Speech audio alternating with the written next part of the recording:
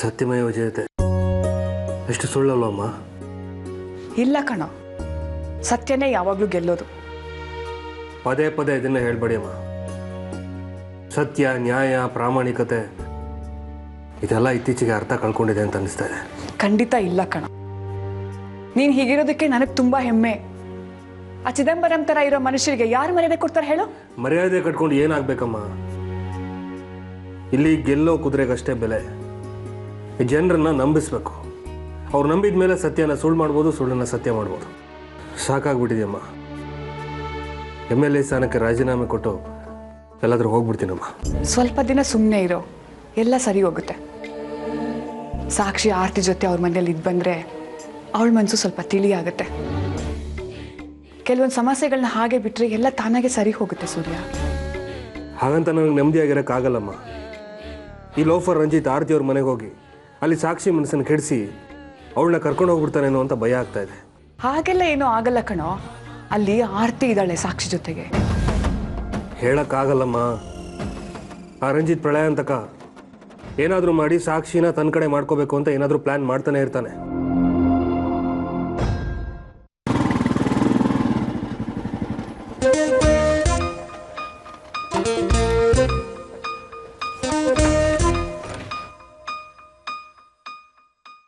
ಇವತ್ತು ನಮ್ಮ ಎಂಗೇಜ್ಮೆಂಟ್ ಆಯ್ತು. ನಾನಿವತ್ತು ಎಷ್ಟು ಖುಷಿಯಾಗಿರ್ತೀನಿ ಅಂತ ಅನ್ಕೊಂಡಿದ್ದೆ. ಆದ್ರೆ ಇದೇನ ಆರ್ಯ, ಎಲ್ಲ ಗಲಾಟೆನ್ ಮುಗೀತಲ್ಲ. ಸದ್ಯ ಇಷ್ಟಕ್ಕೆ ಮುಗೀತಲ್ಲ ಅಂತ ಖುಷಿ ಪಡು. ರಂಜಿತ್ ಕೈ ಕಾಲು ಮುರಿಬೇಕಂತಿದ್ದೆ, ಇಷ್ಟು ಮಿಸ್ ಆಯ್ತು.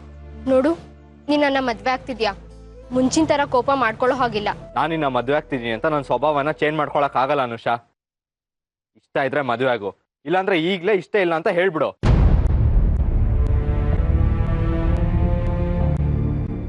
ಸಾರಿ ಅನುಷಾ, ಇನ್ಮೇಲೆ ಕಂಟ್ರೋಲ್ ಮಾಡ್ಕೊಳ್ತೀನಿ ನನ್ನ ಕೋಪನ. ಬಟ್ ನಂಗೆ ಸ್ವಲ್ಪ ಟೈಮ್ ಬೇಕು. ತಕ್ಷಣ ಬದಲಾವಣೆ ಬಯಸೋದು ಕಷ್ಟ. ಸರಿ, ನೀನು ಸೂರ್ಯ ಅಂಕಲ್ ಸೇರ್ಕೊಂಡು ರಂಜಿತ್ ಮೇಲೆ ಯಾಕೆ ಅಷ್ಟೊಂದು ಗಲಾಟೆ ಮಾಡಿದ್ರಿ? ಪಾಪ ಸಾಕ್ಷಿಗೆ ಎಷ್ಟು ಹರ್ಟ್ ಆಯ್ತು ಗೊತ್ತಾ? ಮತ್ತೆ ಆ ರಂಜಿತ್ ಅಂತ ಕಂತ್ರಿನ ಮದುವೆ ಆಗಿ ಜೀವನ ಪರ್ಯಂತ ಕಷ್ಟಪಡೋ ಬದಲು ಒಂದಿನ ಹರ್ಟ್ ಆಗೋದು ಎಷ್ಟೋ ಬೆಟರ್ ಅಲ್ವಾ? ರಂಜಿತ್ ಕೆಟ್ಟೋನು ಅಂತ ಗೊತ್ತಿದ್ರು ಅವನ ಜೊತೆ ಯಾಕೆ ಫಿಕ್ಸ್ ಮಾಡಿದ್ರಿ ಎಂಗೇಜ್ಮೆಂಟ್ನ? ಎಂಗೇಜ್ಮೆಂಟ್ ಮುಂಚೆನೆ ಇದೆಲ್ಲ ಮಾತಾಡ್ಕೊಂಡಿದ್ರೆ ಎಲ್ಲಾರ ಮುಂದೆ ಜಗಳ ಆಡೋದು ತಪ್ಪಿಸ್ಬೋದಿತ್ತಲ್ವಾ? ನಾನು ಹಾಗೆ ಅನ್ಕೊಂಡಿದ್ದೆ. ಆ ಚಿದಂಬರಮೇ ರಂಜಿತ್ ತಂದೆ ಅಂತ ಪ್ರೂವ್ ಮಾಡೋದಕ್ಕೆ ಚಾನ್ಸ್ ಸಿಕ್ಕಿದೆ ನಿನ್ನೆ. ನಾನು ನೀನು ಐಸ್ ಕ್ರೀಮ್ ತಿನ್ನಕ್ ಹೋಗಿದ್ವಲ್ಲ ಆಗ. ಸಾಕ್ಷಿ ಇನ್ನೂ ಅವ್ರನ್ನ ತುಂಬಾ ಹಚ್ಕೊಂಡಿದ್ದಾಳೆ. ನೀವ್ ಗಲಾಟೆ ಮಾಡಿದಕ್ಕೆ ತಲೆ ಗಾಯ ಮಾಡ್ಕೊಂಡಿದ್ದಾಳೆ. ಏನ್ ಮಾಡ್ತೀರಾ ಈಗ? ಹೇಗೆ ಒಪ್ಪಿಸ್ತೀರಾ ಅವಳನ್ನ? ಅದೇ ಗೊತ್ತಾಗ್ತಿಲ್ಲ ಅನುಷಾ. ರಂಜಿತ್ನೇ ಹೇಗಾದ್ರೂ ಕನ್ವಿನ್ಸ್ ಮಾಡಿ ಬ್ಯಾಕ್ಔಟ್ ಆಗೋ ತರ ಮಾಡ್ಬೇಕು. ಇಲ್ಲಾಂದ್ರೆ ಸಾಕ್ಷಿ ಕಣ್ಣಿಗೆ ಒಂದು ಕಾಣಿಸ್ದೇ ಇರೋ ತರ ನೋಡ್ಕೊಳ್ಬೇಕು. ನೀವೊಂದ್ ಕೆಲ್ಸ ಮಾಡಿ. ಇಬ್ರು ಈಗ ಬಂದ್ರಾ? ಐ ಆಮ್ ವೆರಿ ಸಾರಿ ಆರ್ಯ. ನಡೆದದ್ದನ್ನೆಲ್ಲ ನಿಮ್ಮ ಫಾದರ್ ಹೇಳಿದ್ರು, ಹೇಳಿ ತುಂಬಾ ಬೇಜಾರಾಯ್ತು. ಮುಂದೆ ಸಾಕ್ಷಿ ಮದುವೆ ಏನ್ ಮಾಡ್ಬೇಕು ಅಂತ ಇದ್ದೀರಾ? ಅದೇನೂ ಡಿಸೈಡ್ ಆಗಿಲ್ಲ ಸರ್. ಏನ್ ಮಾಡ್ಬೇಕು ಅಂತಾನೆ ಗೊತ್ತಾಗ್ತಿಲ್ಲ. ಆದ್ರೆ ಒಂದು ವಿಷಯನ ಇವತ್ತೇ ಹೇಳಿಬಿಡ್ತೀನಿ ಆರ್ಯ. ಸಾಕ್ಷಿ ಸಮಸ್ಯೆನ ಅದು ಹೇಗೆ ಸಾರ್ಟ್ ಔಟ್ ಮಾಡ್ತೀರಾ ಮಾಡಿ, ಅದು ನಿಮ್ಮ ಮನೆ ವಿಷಯ. ಆದ್ರೆ ಅದು ಸಾಲ್ವ್ ಆಗಿಲ್ಲ ಅಂತ ಯಾವುದೇ ಕಾರಣಕ್ಕೂ ನಿಮ್ಮ ಮದುವೆ ಪೋಸ್ಟ್ಪೋನ್ ಆಗಬಾರ್ದು. ಅದು ಇವತ್ತು ತೀರ್ಮಾನ ಆಗಿರೋ ಡೇಟ್ಗೆ ಆಗಬೇಕು. ಅರ್ಥ ಆಯ್ತಾ? ನಿಮ್ಮ ಮದುವೆ ನಿಶ್ಚಯ ಆಗಿರೋ ದಿನದಲ್ಲೇ ನಡಿಬೇಕು. ಅದು ನಡೀಲಿಲ್ಲ ಅಂದ್ರೆ ಅದೇ ದಿನ ಅನುಷಾ ಮದುವೆನ ನಾನು ಬೇರೆ ಹುಡುಗನ ಜೊತೆ ಮಾಡ್ತೀನಿ. ಖಂಡಿತ ನಿಮಗೋಸ್ಕರ ನಾನು ಕಾಯಲ್ಲ. ಅರ್ಥ ಆಯ್ತಾ?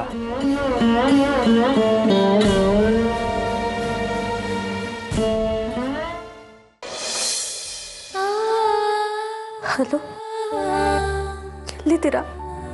ನಾನಿಲ್ಲಿ ಹೊರಗಡೆ ಯಾರನ್ನೋ ನೋಡೋದಕ್ಕೆ ಬಂದಿದ್ದೆ. ನೀನ್ ಹೇಳಿದ್ಯಾ? ಈ ಸಾಕ್ಷಿ ಸಿಗ್ಲಿಲ್ಲ ಅಂತ ಬೇರೆ ಹುಡುಗಿನ ಹುಡ್ಕಕ್ ಹೋಗಿದ್ದೀರಾ? ಛೇ, ನಿನ್ನನ್ ಬಿಟ್ಟು ಬೇರೆ ಯಾವ ಹುಡುಗಿನೂ ಕಲ್ಪಿಸ್ಕೊಳ್ಳೋಕ್ಕೂ ನಂಗೆ ಆಗಲ್ಲ ಸಾಕ್ಷಿ. ಮತ್ತೆ ನನಗೆ ಫೋನ್ ಮಾಡಬೇಕು ಅಂತ ಅನಿಸ್ಲಿಲ್ವಾ ನಿಮಗೆ? ಅದು ಎಂಗೇಜ್ಮೆಂಟಲ್ಲಿ ಆಗಿದ್ದ ಡೆವಲಪ್ಮೆಂಟ್ಸ್ ನೋಡಿ ತುಂಬಾ ಬೇಜಾರಾಯಿತು ಸಾಕ್ಷಿ. ತುಂಬ ಮೂಡ್ ಅಪ್ಸೆಟ್ ಆಗಿತ್ತು. ಅದು ಅಲ್ಲದೆ ನಾನು ಕಾಲ್ ಮಾಡಿದರೆ ನಿನ್ನ ತಮ್ಮನೋ ನಿನ್ನ ತಂದೆನೋ ರಿಸೀವ್ ಮಾಡಿ ಮಾತಾಡಿದ್ದಿದ್ರೆ ಇನ್ನೂ ಬೇಜಾರಾಗ್ತಿತ್ತು. ಅದಕ್ಕೆ ಮಾಡಲಿಲ್ಲ. ನಾನು ಏನೇ ಮಾಡಿದ್ರು ನಿಮ್ಮ ಮನೆಯವ್ರನ್ನೆಲ್ಲ ಕನ್ವಿನ್ಸ್ ಮಾಡಿ ನಿನ್ನ ಮದುವೆ ಆಗೋದು ತುಂಬ ಕಷ್ಟ ಅನ್ನಿಸ್ತಾ ಇದೆ ನನಗೆ. ಏನು ಕಷ್ಟ ಆಗಲ್ಲ, ನಮ್ಮ ಮದುವೆ ನಡೆಯುತ್ತೆ. ನೀವು ಸ್ವಲ್ಪ ಕಾಯಬೇಕು ಅಷ್ಟೆ. ನನಗೋಸ್ಕರ ಕಾಯ್ತೀರಾ?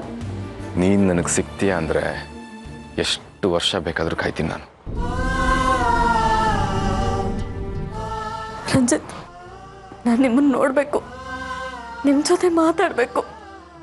ಪ್ಲೀಸ್ ಸಿಗ್ತೀರಾ? ಆದರೆ ನಿಮ್ಮ ಮನೆಯವರು ನಿನ್ನ ಹೊರಗಡೆ ಹೋಗೋದಕ್ಕೆ ಬಿಡ್ತಾರಾ? ನಾನೀಗ ನಮ್ಮನೇಲಿಲ್ಲ, ಆರ್ತಿ ಅಮ್ಮನ ಮನೆ ಇತ್ತಲ್ಲ ಅಲ್ಲಿದ್ದೀನಿ. ಓ ಸರಿ, ಹಾಗಾದರೆ ನಮ್ಮ ಮಾಮೂಲಿ ಜಾಗ ಇದೆಯಲ್ಲ ಅಲ್ಲಿ ಕಾಯ್ತಾ ಇರ್ತೀನಿ. ಬರ್ತೀಯಾ? ಓಕೆ, ಇನ್ನು 20 ಮಿನಿಟ್ಸಲ್ಲಿ ನಾನು ಅಲ್ಲಿರ್ತೀನಿ. ನಿನಗೋಸ್ಕರ ವೆಯ್ಟ್ ಮಾಡ್ತಿರ್ತೀನಿ. I love you Sakshi. Love you too. ಬಾಯ್.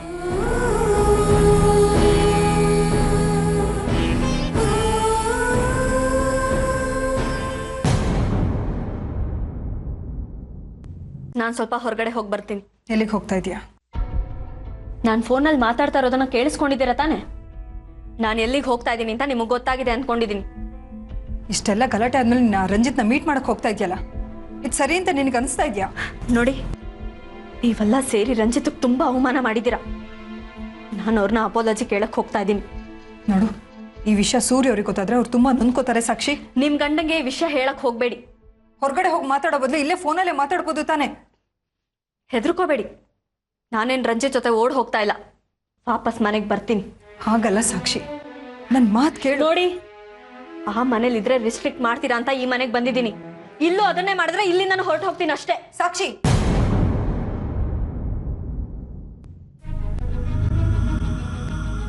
ಸರಿ ಹೋಗ್ಬಾ.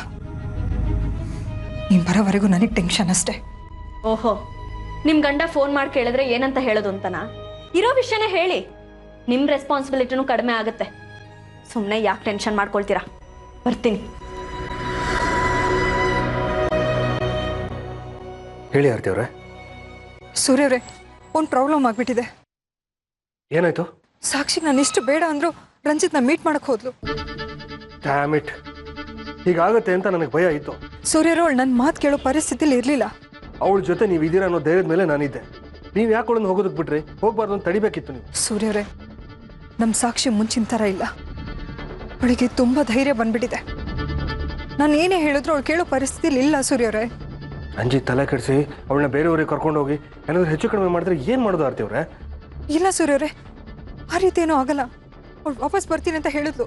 ಅವಳು ಮಾತನ್ನ ನೀವು ನಂಬ್ಕೊಂಡು ಕೂತಿದ್ದೀರಲ್ಲ, ಓಡ್ ಹೋಗೋರು ಹೇಳ್ಬಿಟ್ಟು ಹೋಗ್ತಾರಾ? ಎಷ್ಟೊತ್ತಾಯ್ತು ಅವಳು ಹೋಗಿ? ಈಗ ತಾನೆ ಸೂರ್ಯವ್ರೆ, ಅವಳು ಈಗ ಹೊರಗಡೆ ಹೋಗ್ತಿದ್ದಾಗೆ ನಿಮ್ಗೆ ಫೋನ್ ಮಾಡ್ತಾ ಇದ್ದೀನಿ. ಸರಿ, ನೀವಲ್ಲೇ ಇರಿ, ನಾನೇನಾದರೂ ಮಾಡ್ತೀನಿ. ಸರಿ ಸೂರ್ಯವ್ರೆ. ಓಕೆ. ಹಲೋ ಡ್ಯಾಡ್, ಹೇಳಿ. ಸಾಕ್ಷಿ ಆರ್ತಿ ಅವ್ರ ಮನೆಯಿಂದ ರಂಜಿತ್ನ ಮೀಟ್ ಮಾಡ್ತೀನಿ ಅಂತ ಹೋದ್ಲಂತೆ. ಆರ್ತಿ ಅಮ್ಮ ಯಾಕೆ ಬಿಟ್ರು ಅವಳನ್ನ? ನನಗೇನೋ ಅವಳು ರಂಜಿತ್ ಜೊತೆ ಊರ್ ಬಿಟ್ಟು ಹೋಗೋ ಪ್ಲಾನ್ ಮಾಡಿದಾಳೆ ಅಂತ ಅನಿಸ್ತಾ ಇದೆ. ಆರ್ಯ, ನೀವೇನು ವರಿ ಮಾಡಬೇಡಿ ಡ್ಯಾಡ್. ಸಾಕ್ಷಿ ಎಲ್ಲಿದ್ರು ನಾನು ಹುಡುಕಿ ಮನೆ ಕರ್ಕೊಂಡ್ ಬರ್ತೀನಿ. ಒಂದು ನಿಮಿಷ ಆರ್ಯ, ಈ ವಿಷಯನ ಅಫಿಷಿಯಲ್ ಆಗಿ ಕಂಟ್ರೋಲ್ ರೂಮ್ಗೆ ಹೇಳ್ಬೇಡ, ಆಮೇಲೆ ನಮ್ಮ ಮನೆ ಮರ್ಯಾದೆ ಹೋಗುತ್ತೆ. ಸರಿ, ಅನ್ಅಫಿಷಿಯಲ್ ಆಗಿ ಹುಡುಕ್ತೀನಿ. ಸರಿ ಡ್ಯಾಡ್, ಬಾಯ್.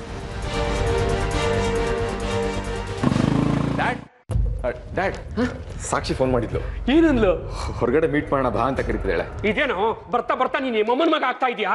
ಅವಳು ಫೋನ್ ಮಾಡಿ ಮೀಟ್ ಮಾಡೋಣ ಬಾ ಅಂತ ಕರೆದ್ರೆ ಹೋಗ್ಲಾ ಅಂತ ಅಪ್ಪ ಅಮ್ಮನ ಕೇಳಕ್ ಬಂದಿದ್ದಿಲ್ಲ. ನಾಚಿಕೆ ಆಗಲ್ವಾ ನಿನಗೆ? ಅದು ಹಾಗಲ್ಲ ಡ್ಯಾಡ್, ಮುಂಚೆ ಒಂದ್ಸಲ ಪ್ಲಾನ್ ಮಾಡಿ ಎಲ್ಲ ಫ್ಲಾಪ್ ಆಗಿತ್ತು. ಅದಕ್ಕೆ ಈ ಸಲ ಸ್ವಲ್ಪ ಜಾಸ್ತಿ ಕೇರ್ ತಗೋತಾ ಇದ್ದೀನಿ. ನಿಮ್ಮ ಹತ್ರ ಡಿಸ್ಕಸ್ ಮಾಡೋಣ ಅಂತ ಬಂದು. ಕೇಳು ಕೇಳು, ಮನೆ ಹಾಳು ಮಾಡೋ ಬುದ್ಧಿಗಳನ್ನ ಚೆನ್ನಾಗಿ ಹೇಳ್ತಾರೆ ನಿಮ್ಮಪ್ಪ. ಇವಳಿಗೊಂದು ಟಿಕೆಟ್ ಬುಕ್ ಮಾಡೋ, ಅಮೆರಿಕಾಕ್ ತೊಲಗ್ಲಿ. ಆಗ ಏನ್ ಬೇಕೋ ಎಲ್ಲ ಮಾಡ್ಬೋದು ಇಲ್ಲಿ ಅಂತ ಅಲ್ವಾ? ನೋಡು, ತುಂಬಾ ತಾಳ್ಮೆಯಿಂದ ಇದ್ದೀನಿ. ಹೆಂಗಸರ ಮೇಲೆ ಕೈ ಮಾಡೋದನ್ನ ಬಿಟ್ಟಿದ್ದೀನಿ. ಪ್ಲೀಸ್ ಈಗ ಹೇಳಪ್ಪ, ಏನ್ ಮಾಡ್ಬೇಕು ಅಂದ್ಕೊಂಡಿದ್ಯಾ? ಏನ್ ನಿನ್ ಡೌಟು? ಈಗ ಸಾಕ್ಷಿ ಅವಳಾಗಿದ್ದವಳೆ ಮನೆ ಬಿಟ್ಟು ಹೋಗೋಣ ಬಾ ಅಂತ ಕರೆದ್ರೆ ಏನ್ ಮಾಡ್ಲಿ? ಒಂದು ಕೆಲಸ ಮಾಡು, ಒಂದು 20 ರೂಪಾಯಿ ಕೊಟ್ಟು ಕಣಿ ಕೇಳು. ಲೇ ಮೂರ್ಖ, ಯಾವುದಾದ್ರೂ ಪ್ರೀತಿಸಿದ ಹುಡುಗಿ ಮನೆ ಬಿಟ್ಟು ಓಡ್ ಹೋಗೋಣ ಬಾ ಅಂತ ಕರೆದ್ರೆ ಮನೆಗೆ ಹೋಗಿ ಅಪ್ಪ ಅಮ್ಮನ ಪರ್ಮಿಷನ್ ತಗೊಂಡ್ ಬರ್ತೀನಿ ಅಂತ ಹೇಳೋ ಏಕೈಕ ಗಂಡಸು ಅಂದ್ರೆ ನೀನೇ ನೋಡು.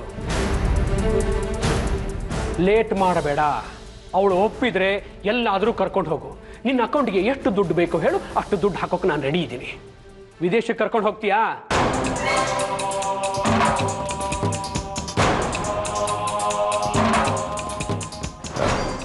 ಅಂದ್ರೆ ನಿಮ್ ಮಾತು ಕೇಳ್ಕೊಂಡು ಇವನ್ ಅವಳನ್ನ ಕರ್ಕೊಂಡು ಹೋಗ್ಲಿ. ಅವ್ರ ಅಪ್ಪ ಸೂರ್ಯ ಇವನ್ ಮೇಲೆ ಕಿಡ್ನಾಪ್ ಕೇಸ್ ಹಾಕ್ತಾರೆ. ನೋಡೋ, ಅದ್ರ ಬಗ್ಗೆ ನೀನೇನು ಹೆದರ್ಕೋಬೇಡ. ಅವನು ಖಂಡಿತ ಕಂಪ್ಲೇಂಟ್ ಕೊಡಲ್ಲ. ಅಕಸ್ಮಾತ್ ಕೊಟ್ರೆ ಅವನು ಮಾನ ಮರ್ಯಾದೆನೇ ಹೋಗುತ್ತೆ. ಹಾಗಾದ್ರೆ ಸಾಕ್ಷಿ ಒಪ್ಪಿದ್ರೆ ಮದುವೆ ಆಗ್ಬಿಡ್ಲ? ಆಗ್ಬಿಡು ರಾಜ, ಮದುವೆ ಆಗು, ಹೊರದೇಶಕ್ಕೆ ಹೋಗು, finish the honeymoon. Sakshi pregnant ಅಂತ ಡಾಕ್ಟರ್ ರಿಪೋರ್ಟ್ನ ಸೂರ್ಯನಿಗೆ ಕಳಿಸು, ಖೇಲ್ ಖತಮ್. ಆದರೂ ಡ್ಯಾಡ್, ನೀವಿಲ್ದೆ ನನ್ನ ಮದುವೆ ಯಾಕೋ ಇಷ್ಟೊಂದು ಸೆಂಟಿಮೆಂಟ್ ಆಗ್ತಿದ್ಯಾ? ಇದು ನಿನಗೆ ಸೂಟ್ ಆಗಲ್ಲ ರಂಜಿತ್, ಬೇಡ. ಅದು ಹಾಗಲ್ಲ ಡ್ಯಾಡ್, ನನಗೆ ಅಂತ ಇರೋದು ನೀವಿಬ್ಬರೇ.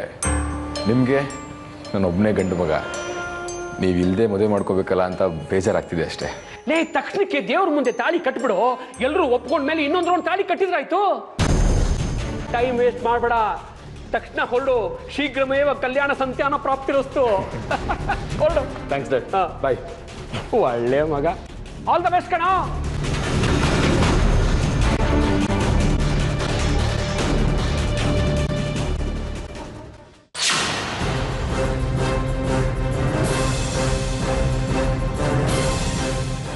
ರಂಜಿತ್ ಇದ್ದಾನಾ? ಇಲ್ಲ ಸರ್. ನಿಜ ಹೇಳು, ಸುಳ್ಳು ಹೇಳ್ಬೇಡ. ನಿಜವಾಗ್ಲು ಸರ್. ರಂಜಿತ್ ಯಾವ್ದಾರ ಹುಡುಗಿ ಜೊತೆ ಬಂದ್ರೆ ತಕ್ಷಣ ನಂಗೆ ಕಾಲ್ ಮಾಡಬೇಕು, ಇಲ್ಲಾಂದ್ರೆ ನಿನ್ನ ಕರ್ಕೊಂಡೋಗಿ ಬೆಂಡ್ ಹಚ್ತೀನಿ. ಸರಿ ಸರ್.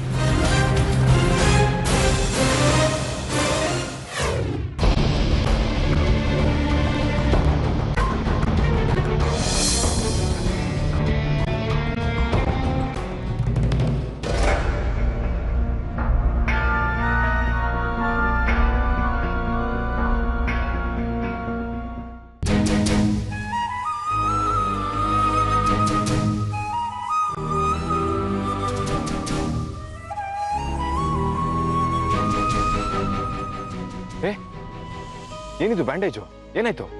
ನಮ್ಮ ಮನೆಯವರು ನಿಮ್ಗೆ ಅವಮಾನ ಮಾಡಿದ್ರಲ್ಲ, ಅದಕ್ಕೆ ಶಿಕ್ಷೆ. ಮಾಡಿದ್ದು ನಿನ್ ತಮ್ಮ, ನಿನ್ ತಂದೆ. ನೀನ್ ಯಾಕೆ ಹೀಗೆ ಮಾಡ್ಕೊಂಡಿದ್ಯಾ? ಅವ್ರಿಗೆ ಶಿಕ್ಷೆ ಕೊಡಕ್ ಆಗಲ್ವಲ್ಲ, ಅದಕ್ಕೆ ನನಗ್ ನಾನೇ ಶಿಕ್ಷೆ ಕೊಟ್ಕೊಂಡೆ. Really sorry Ranjit. ಮನೆಯವರೆಲ್ಲರೂ ಪರವಾಗಿ ನಾನು ನಿಮ್ಮನ್ನು ಕ್ಷಮೆ ಕೇಳ್ತೀನಿ.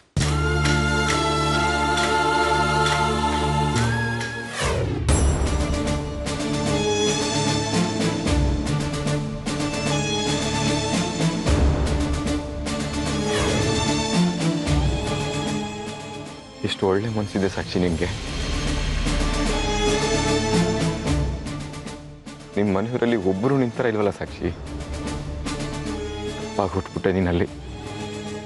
ಸಾಕ್ಷಿ, ಈಗಲೇ ಬಾ ನನ್ನ ಜೊತೆ, ಇಲ್ಲಾದ್ರೂ ಹೋಗ್ಬೋಣ ನಾವು. ನಾನು ನಿನ್ನ ಇಲ್ಲೇ ಈಗಲೇ ಮದುವೆ ಆಗೋದಕ್ಕೆ ರೆಡಿ ಸಾಕ್ಷಿ. ನಿಮ್ಮನೆಯವರು ಬೇಡ, ನಮ್ಮನೆಯವರು ಬೇಡ. ಮದುವೆ ಆಗ್ತಿರೋರು ನಾವಿಬ್ರು ಸಾಕು.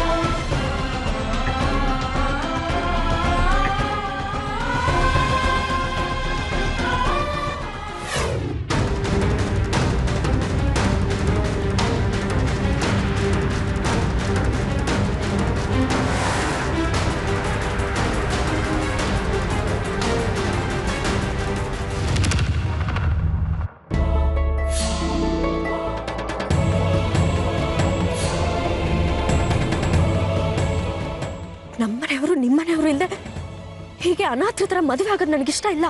ನಮ್ಮ ಮದುವೆಗೆ ನಿಮ್ಮ ತಂದೆ ತಾಯಿ ಈ ಜನ್ಮದಲ್ಲಿ ಒಪ್ಪೋ ಸಾಧ್ಯತೆ ಇಲ್ಲ ಸಾಕ್ಷಿ. ಹೀಗೆ ಮದುವೆ ಆಗ್ಬೇಕು ಅಂತಿದ್ರೆ ನಾವು ಯಾವತ್ತೂ ಮದುವೆ ಆಗ್ಬೋದಿತ್ತು. ನೀವು ನಿಮ್ಮ ಮನೆಯವರು ನಮ್ಮ ತಂದೆ ಕೈಲಿ ಇಷ್ಟು ಅವಮಾನ ಮಾಡಿಸ್ಕೋಬೇಕಾಗಿರ್ಲಿಲ್ಲ ಅಲ್ವಾ? ಆದ್ರೆ ಸಾಕ್ಷಿ ಇಲ್ಲ ರಂಜಿತ್, ನಾನು ಮನೆಯವ್ರಿಗೆ ಗೊತ್ತಾಗದೆ ಮದುವೆ ಆಗ್ಬೇಕು ಅಂತ ನನಗನ್ಸಿದ್ರೆ ನಾನೇ ನಿಮ್ಗೆ ಹೇಳ್ತೀನಿ. ನನ್ನ ತಂದೆ ನನ್ನನ್ನು ತುಂಬಾ ಪ್ರೀತಿಯಿಂದ ಸಾಕಿದ್ದಾರೆ, ನನ್ನ ಬಗ್ಗೆ ತುಂಬಾ ನಿರೀಕ್ಷೆ ಇಟ್ಕೊಂಡಿದ್ದಾರೆ. ಅವ್ರಿಗೆ ಗೊತ್ತಾಗದೆ ಮದುವೆ ಆದ್ರೆ ಮನ್ಸಿಗೆ ತುಂಬ ನೋವಾಗುತ್ತೆ. ನಿನ್ನ ತಂದೆ ಎಲ್ರಿಗೂ ಹರ್ಟ್ ಮಾಡ್ತಿದ್ದಾರೆ, ಅವ್ರ ಮಾತೆ ನಡಿಬೇಕು ಅಂತ ಹಠ ಮಾಡ್ತಿದ್ದಾರೆ. ಅಂಥದ್ರಲ್ಲಿ ನೀನು ಮಾತ್ರ ಈಗಲೂ ಅವ್ರಿಗೆ ಹರ್ಟ್ ಆಗಬಾರ್ದು ಅಂತ ಮಾತಾಡ್ತಿದ್ಯಲ್ಲ? ಇಲ್ಲ ರಂಜಿತ್, ನಿಮಗೆ ನನ್ನ ಡ್ಯಾಡಿ ಬಗ್ಗೆ ಸರಿಯಾಗಿ ಗೊತ್ತಿಲ್ಲ. He is a wonderful human being. ನನಗೆ ತುಂಬ ಒಳ್ಳೆ ಪೇರೆಂಟ್. ಇದುವರೆಗೂ ನನ್ನನ್ನು ಯಾವ ವಿಷಯದಲ್ಲೂ ತಡೆದಿಲ್ಲ. ಆದರೆ ನಿಮ್ಮ ವಿಷಯದಲ್ಲಿ ಯಾಕೋ ನಿಮ್ಮ ಬಗ್ಗೆ ತುಂಬ ಮಿಸ್ಟೇಕ್ ಮಾಡ್ಕೊಂಡಿದ್ದಾರೆ. ಆದರೆ ಇವತ್ತಲ್ಲ ನಾಳೆ ನನ್ನ ಮನಸ್ಸನ್ನ ಅರ್ಥ ಮಾಡಿಕೊಂಡು ನಮ್ಮಿಬ್ಬರು ಮದುವೆಗೆ ಒಪ್ಪಿಗೆ ಕೊಟ್ಟೇ ಕೊಡ್ತಾರೆ. ಆ ನಂಬಿಕೆ ನನಗಿದೆ ರಂಜಿತ್. ಅದಕ್ಕೊಂದು ಟೈಮ್ ಫ್ರೇಮ್ ಬೇಡವಾ ಸಾಕ್ಷಿ? ನಿನ್ನ ತಂದೆ ಒಪ್ಪದ ಮೇಲೆ ಮದುವೆ ಅಂತ ಕೂತ್ರೆ ಅವ್ರು ನಾಳೆ ಒಪ್ಪದೇ ಇರ್ಬೋದು. ಒಂದು ಕೆಲಸ ಮಾಡಿ ರಂಜಿತ್, ನೀವು ಬೇರೆ ಮದುವೆ ಆಗ್ಬಿಡಿ.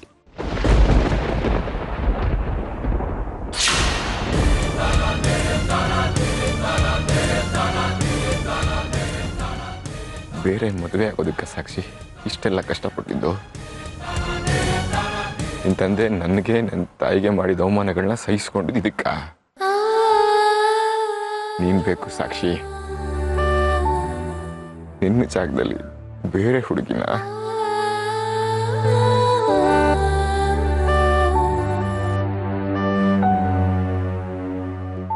ನಿಮಗೆ ಹರ್ಟ್ ಮಾಡಬೇಕು ಅನ್ನೋದು ನನ್ನ ಉದ್ದೇಶ ಆಗಿರ್ಲಿಲ್ಲ ರಂಜಿತ್.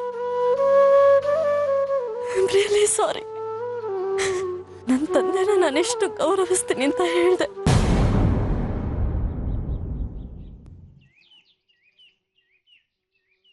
ನನ್ನ ಇವಾಗ ಏನ್ ಮಾಡುವಂತ್ಯಾ? ನನಗೋಸ್ಕರ ದಯವಿಟ್ಟು ವೇಟ್ ಮಾಡಿ. ಡ್ಯಾಡಿನ ಹೇಗಾದ್ರೂ ಮಾಡಿ ನಾನು ಕನ್ವಿನ್ಸ್ ಮಾಡ್ತೀನಿ. ಎಷ್ಟು ದಿವಸ? 1 ತಿಂಗಳು. ಆಗ್ಲೂ ನಿಮ್ ಡ್ಯಾಡಿ ಒಪ್ಲಿಲ್ಲ ಅಂದ್ರೆ? ಹಾಗಾಗಲ್ಲ, ನನಗೆ ನಂಬಿಕೆ ಇದೆ. ಇನ್ ಕೇಸ್ ಹಾಗೇನಾದ್ರೂ ಒಪ್ಲಿಲ್ಲ ಅಂದ್ರೆ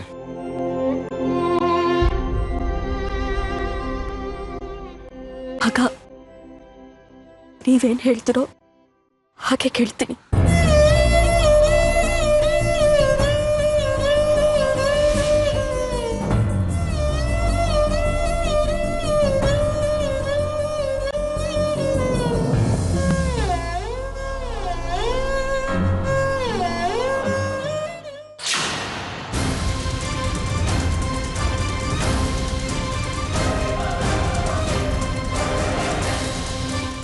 ಡ್ಯಾಡ್, ಸಾಕ್ಷಿ ಸಿಕ್ಕಿದ್ಲು.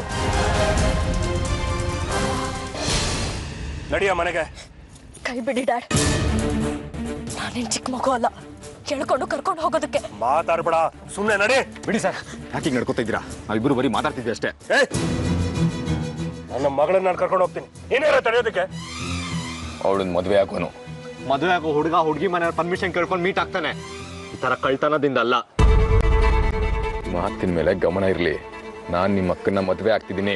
ಅದು ನಾನು ಬದುಕಿರೋರಿಗೆ ಸಾಧ್ಯ ಇಲ್ಲ. ನೀನ್ ಹೇಗೆ ಮದುವೆ ಆಗ್ತೇನೆ ನಾನು ನೋಡ್ತೀನಿ ಕಣ. ನಿಮ್ಮ ಮಗಳು ನನ್ನ ಇಷ್ಟಪಟ್ಟಿದ್ದಾಳೆ, ನಾನು ಅವಳನ್ನ ಇಷ್ಟಪಟ್ಟಿದ್ದೀನಿ. ಇಷ್ಟಪಟ್ಟವರು ಮದುವೆ ಆಗೋ ಹಕ್ಕಿದೆ ಈ ದೇಶದಲ್ಲಿ. ಹುಚ್ಚ ಬಾಯಿ, ಅವಳನ್ನ ನಮ್ಗೆ ಗೊತ್ತಾಗದೇ ಇರೋ ತರ ಇಲ್ಲಿ ಕರ್ಕೊಂಡ್ಬಂದು ಸೀಕ್ರೆಟ್ ಆಗಿ ಮದುವೆ ಬೇಕು ಅಂತ ಪ್ಲಾನ್ ಮಾಡಿದೆ ಅಲ್ವಾ? ಸುಮ್ಮನೆ ಏನೇನೋ ಇಮ್ಯಾಜಿನ್ ಮಾಡ್ಕೋಬೇಡಿ ಆರ್ಯ. ನಾವಿಬ್ರು ಬರೀ ಮಾತಾಡ್ತಿದ್ವಿ ಅಷ್ಟೇ. ನಿಮ್ ಮೋಸ್ಕಾರನ ಹತ್ರ ಮಾತಾಡೋಂಥದ್ದು ಏನಿದೆ ನಿನಗೆ? ನಾವೆಲ್ಲ ಟೆನ್ಷನ್ ಓದಾಡ್ತಾ ಇದೀವಿ, ಹಠ ಮಾಡ್ಕೊಂಡು ಮಾತಾಡಕ್ ಬಂದಿದ್ಯಾ? ನಾನು ಹೇಳೋದು ಅರ್ಥ ಮಾಡ್ಕೊಳ್ಳಿ ಡ್ಯಾಡ್. ಏನಾಯ್ತು ಮನೆಗೆ ಹೋಗಿ ಮಾತಾಡೋಣ. ಹತ್ತು dad, this is not fair. ನಿಮ್ಮ ಬಗ್ಗೆ ನನಗೆ ತುಂಬಾ ಗೌರವ ಇದೆ. ಈ ರೀತಿ ನಡ್ಕೊಂಡು ನಿಮ್ ಗೌರವನ ಹಾಳು ಮಾಡ್ಕೋಬೇಡಿ. ಸಾಕ್ಷಿ, ನಾನ್ ಮಾಡ್ತಿರೋದು ನೀನ್ ಒಳ್ಳೇದಕ್ಕೆ. ನಿಮ್ಗೆ ಈಗ ಗೊತ್ತಾಗಲ್ಲ, ಮುಂದೆ ಗೊತ್ತಾಗತ್ತೆ. ನಡಿ.